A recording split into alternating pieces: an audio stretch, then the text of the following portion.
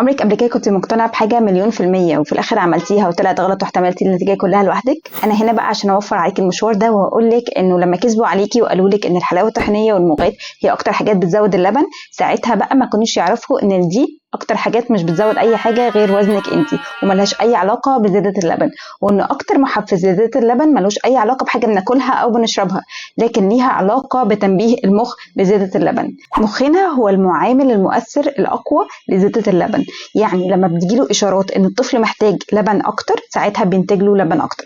وهتجيله الإشارات دي إزاي؟ إذا كان الطفل مش بيرضع لأي سبب، ساعتها بقى بنستخدم حاجة اسمها شفاطات الثدي سواء الكهربائية أو اليدوية، هي دي اللي بتبعت إشارات للمخ إن الطفل محتاج أكتر. عشان كده بنعمل حاجة اسمها باور بامبنج أو التشفيط المكثف في الثدي في الحالات اللي بتكون صعبة فيها الرضاعة الطبيعية المباشرة، خصوصا في الفترة الأولى سواء لنتيجة تشقق الحلمة الشديد أو لأي مشكلة عند الطفل.